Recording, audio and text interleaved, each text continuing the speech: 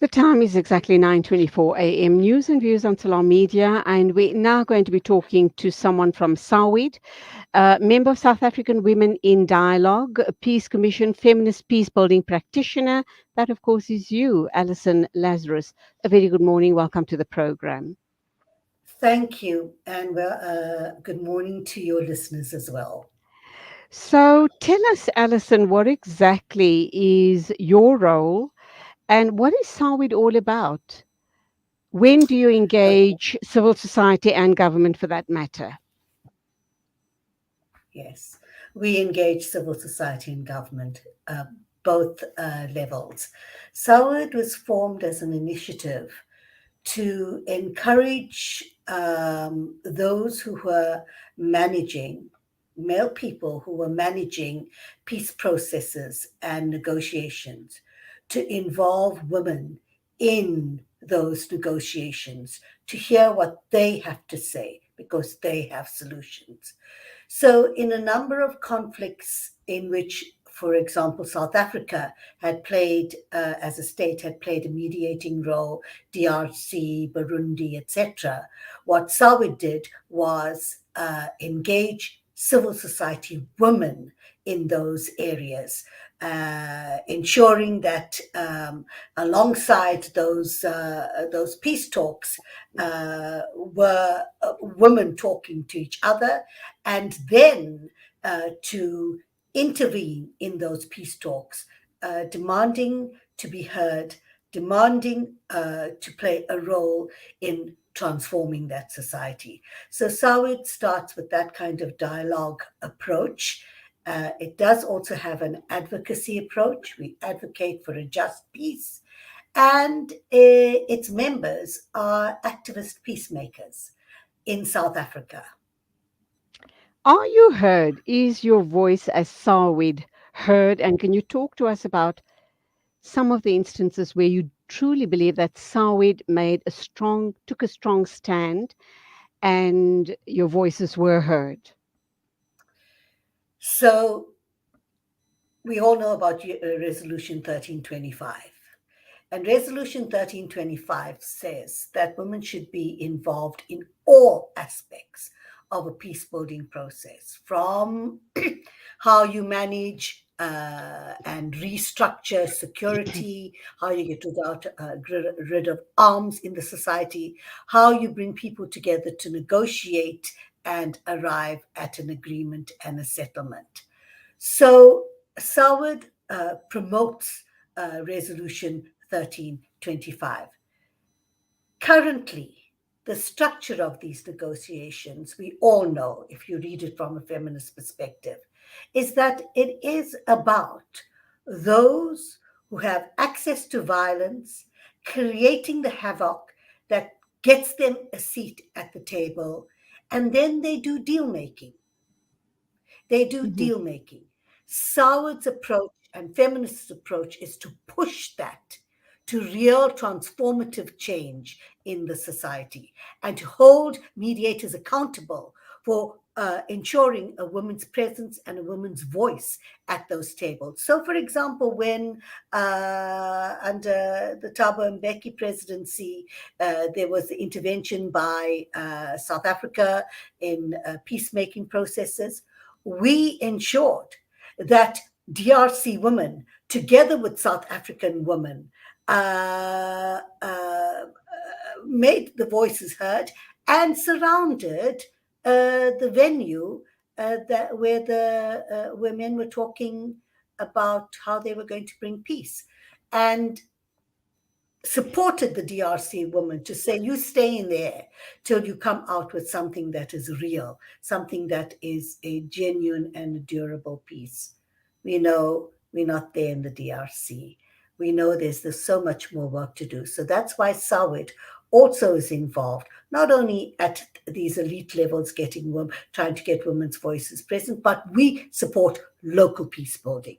Our stance is that the peace has to be made on the ground, and it is women who play that in a really important role of building the sustainable peace. When all the others jet out of the country, it's the people themselves who have to live and make peace together And that is what we promote. We promote local peace building.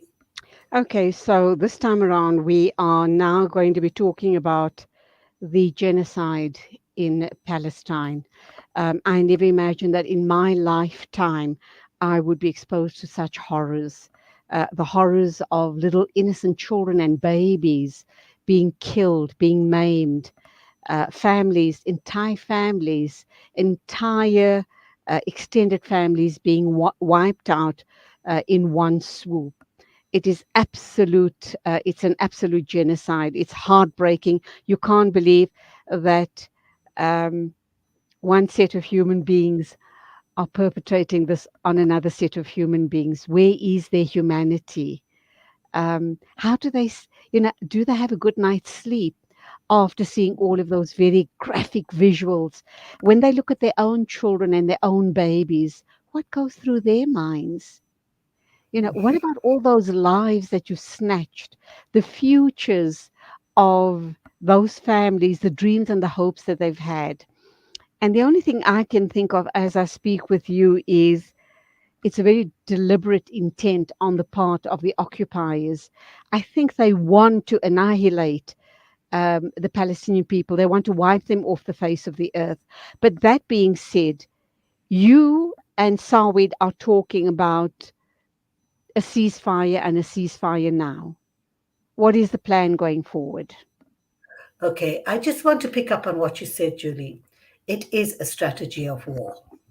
When, like rape was a strategy of war, and we've seen it used in many places, the incarceration, the war on children is a strategy of war by warmongers. What happens when there are no children? There's no future. What happens when the children are killed? Women find it very difficult to build again. This is a strategy of war, and that is why we call it a genocide. It is a wiping out of the future of a people.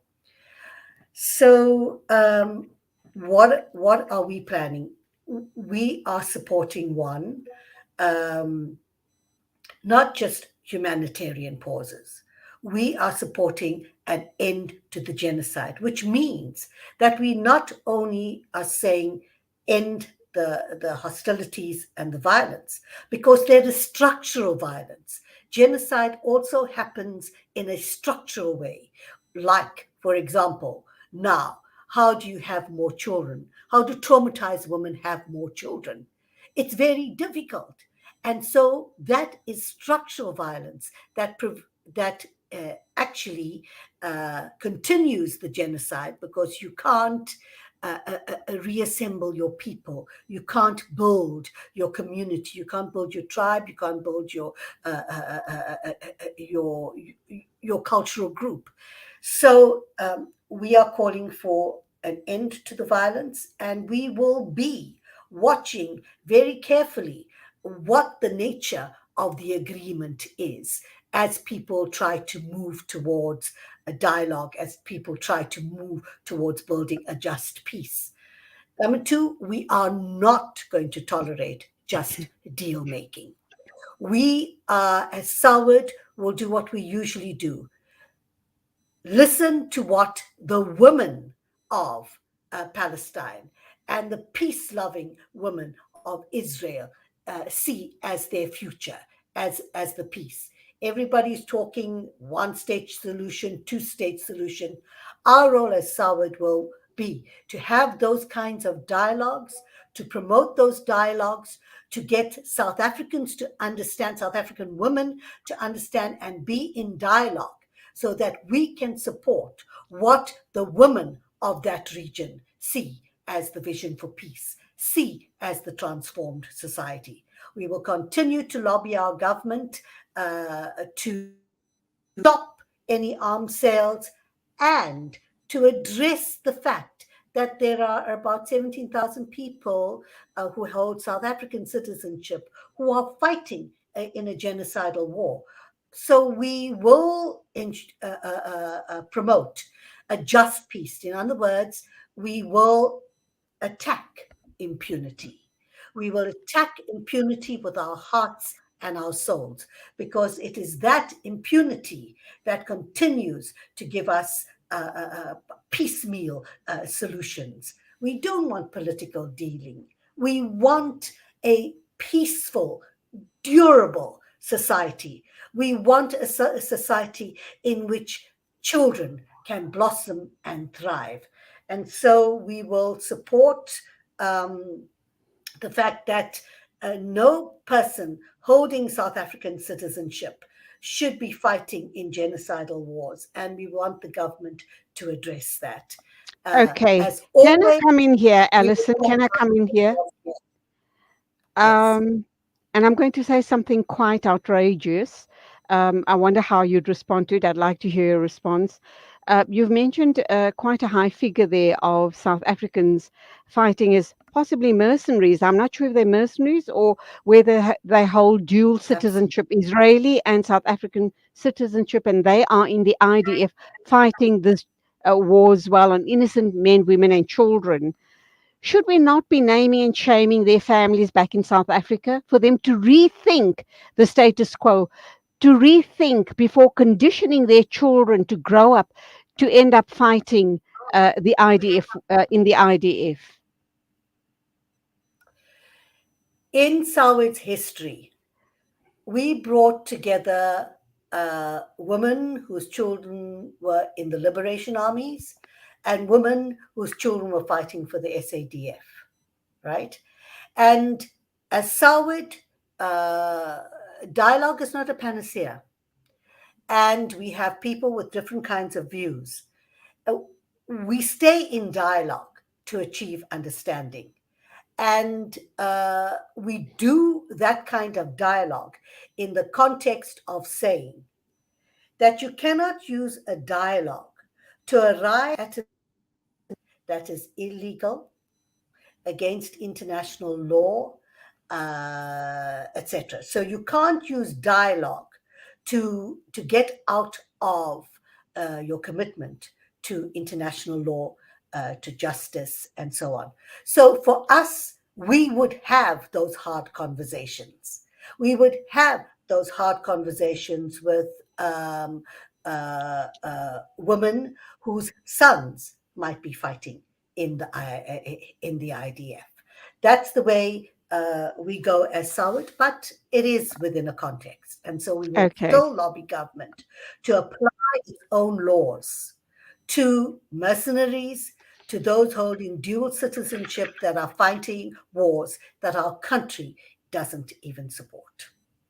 A big event that SAWID is And when you say planning name for and shame, the and when you 22nd, say which is, of name course, and today. shaming, I'm hearing a lot of feedback. Let's just see what's going on. There's a very big demonstration. Is it happening today? Have I got my dates right?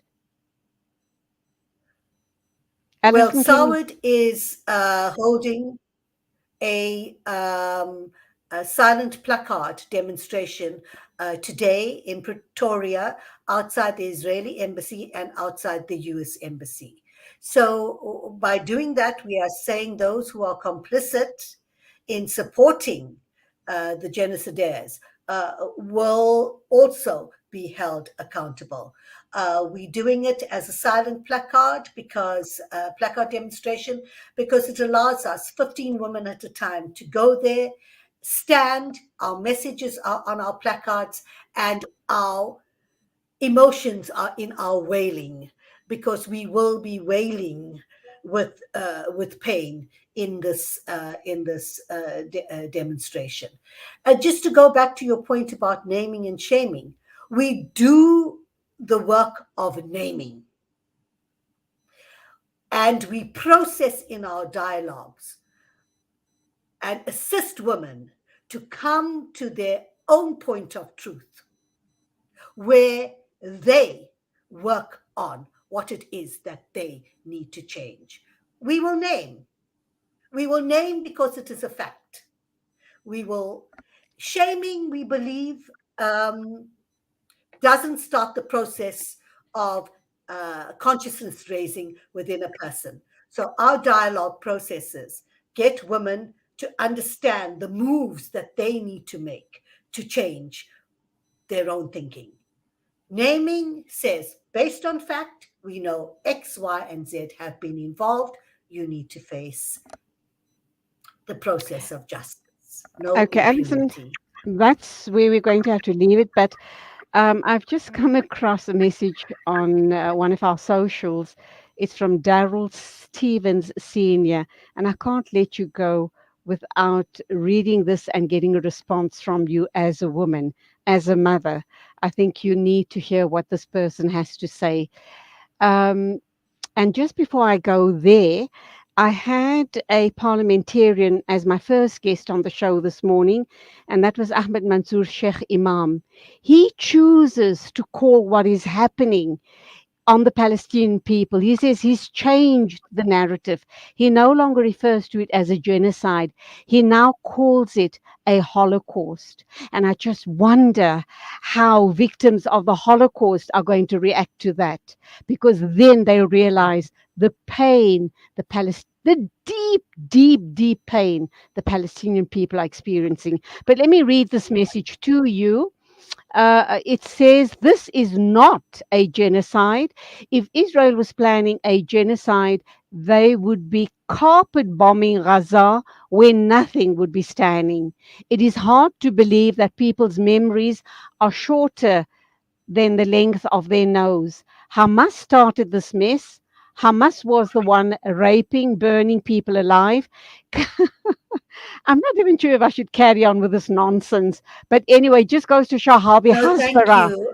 you know, I've seen too yeah, many of this. the Hasbara is hard at work, conditioning the minds of these very feeble-minded people who can't think further than their noses. We know for a fact that 40 babies were not beheaded. But be that as it may, I Yes, stopped midway there with that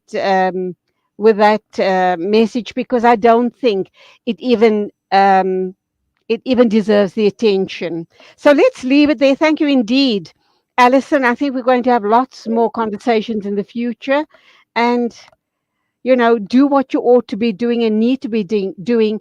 Let the women's voices be heard. God bless you. thank you. We support women's vision for peace. People on the ground have their vision. Let's support what they say they need. Thank you, Julie. You SAWID is go well. pleased to be associated. Thank you Thank you. indeed. It is 9:42 a.m. News and views. Two more interviews to go through this morning. Next up, we're going to be talking with Ashraf Patel. He is going to talk to us about. I've just lost the information off my screen. So let's get our control person to get the information back up on screen. Then I'll tell you what that is about. And we'll be wrapping up. By talking with my colleague Inayat Wadi on the Dr. Mads Gilbert tour. Okay, next up we are going to talk to Ashraf Patel. He is the Senior Research Fellow at Institute for Global Dialogue. And we're going to be looking at the Argentina elections. What next after Javier Milei's victory? So let's stand by for that interview.